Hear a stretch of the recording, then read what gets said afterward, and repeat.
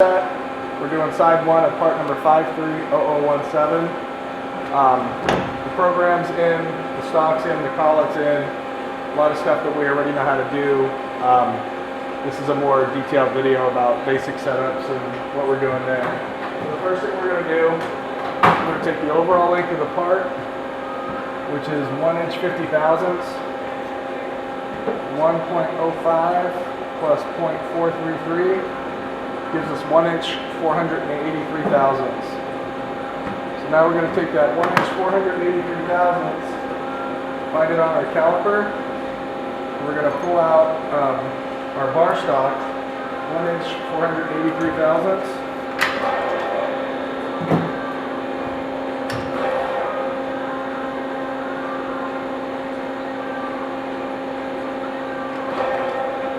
Double check the caliper. 1 inch 500 thousandths plus or minus a couple is pretty easy. So now the stock's set. We need to make sure the face of the material is nice and smooth and faced properly. We usually do that before we start the setup.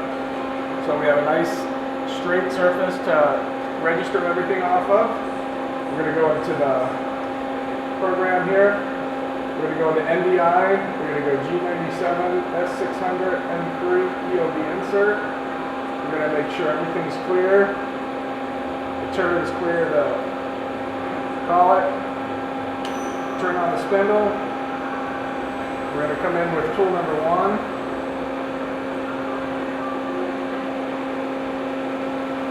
We're going to come down slowly. We're going to make a chip on the face.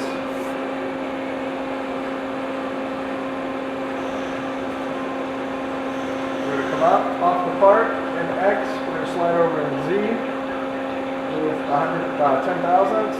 Come back to the single increment. Now we're going to come down and make a nice skim cut on the face.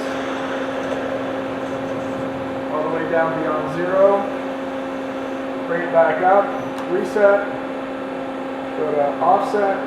Go to geometry. Tool number 1. And on this controller only, there is no tool measure. So on this controller, it's different than all the other ones. So you don't have to hit tool measure. You're in geometry, tool number 1, Z dimension. You're going to go Z.0, Z0 measure. Watch your numbers, make sure they change. Z0 measure. Slowly move the turret away from the spindle. Now you can index to your next tool. Your next tool is going to be tool number 5. Bring up tool number 5. We have tool number 5. We're going to come in fast, now we're going to slow it down. We're going to move it X. We're going to take our 2,000 shim. We're going to make sure we're in the geometry, tool number 5 offset. We're looking at Z, geometry. We're going to take our 2,000 shim. We're going to slide it between the tip of the tool and the face of the rough stock we have.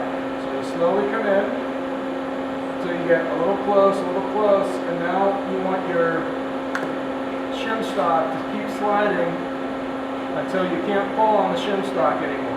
As soon as you get to that point, you're going 1 click at a time. Now we can't pull the shim stock out anymore. So now after that happens, you go in the opposite direction, 1 click. Now the shim stock comes out. Come back over the controller. Z.002. Measure. Z.002 measure. Now we've qualified our Z dimension for tool number 5. Now our next tool is going to be tool number 7, which is a 21 TPI OD threader. Same thing. Come in. Always wipe the face of the tool, wipe the face of the stock to make sure there's no debris, since we're dealing with thousandths of an inch here.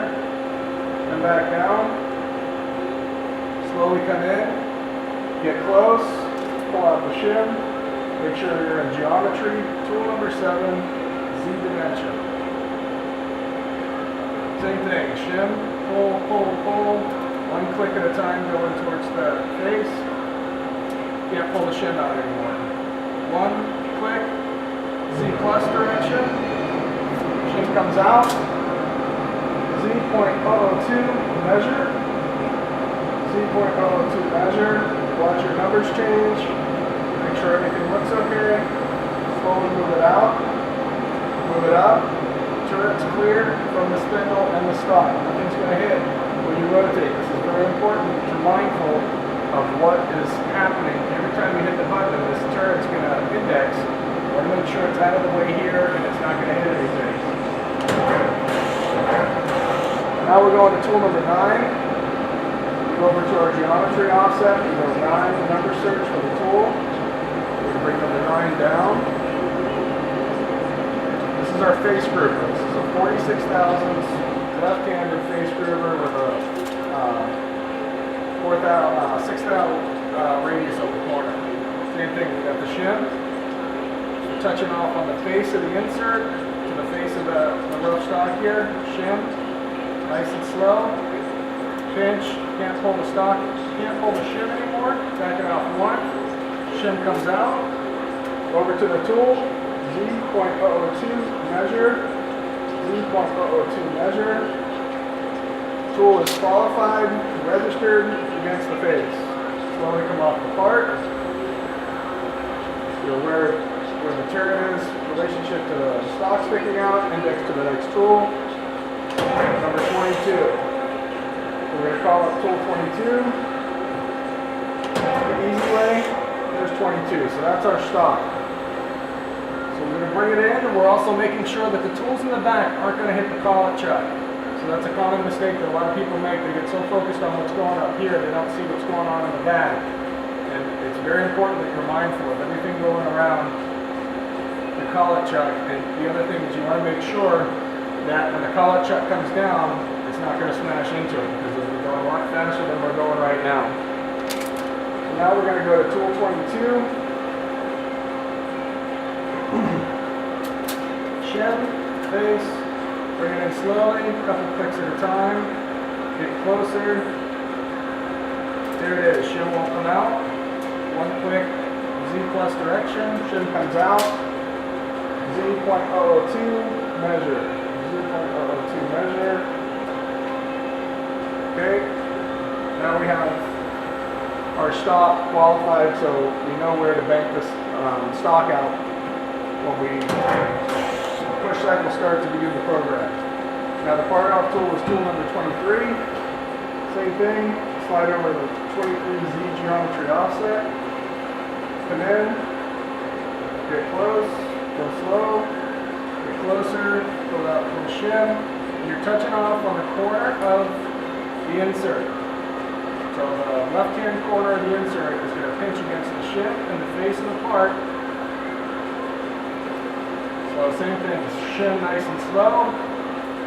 Part off tool coming in towards the rough stock nice and slow. Slide the shim back and forth. Shim stops.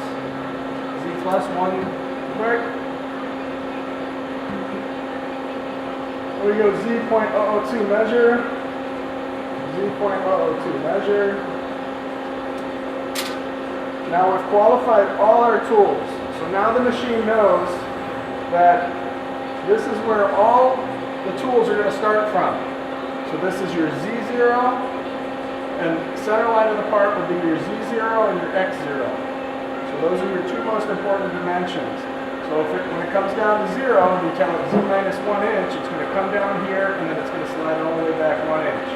Then Z. If you tell it X ½ inch, it would come all the way down, it would come off the top of the part, and then it's going to go down ½ inch, and it's going to cut that ½ inch. So now we can edit program reset. Always want to make sure you know where you're at in the program, in your process. It's very important to be focused, don't be talking. Make sure you know what's going to happen. Check, double check yourself. If you need to make a setup list where you check stuff off, that's fine.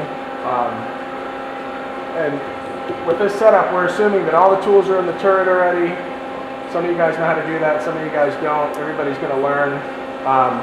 That'll be a different video, but for right now, this is kind of a down and dirty setup video for doing a setup just to get you guys acclimated. The other important thing too with all this time? 10 minutes. 10 minutes, okay. the other important thing with this is you need to be able to read G-code and understand what's happening with the program, or what you think is going to happen with the program when you hit the button. So it's very important that you can look at a tool and identify as this tool an OD tool, an ID tool, a drill, a phase groover. By reading the lines of code, you should be able to interpret what the tool is going to do. So now we're going to push this back in.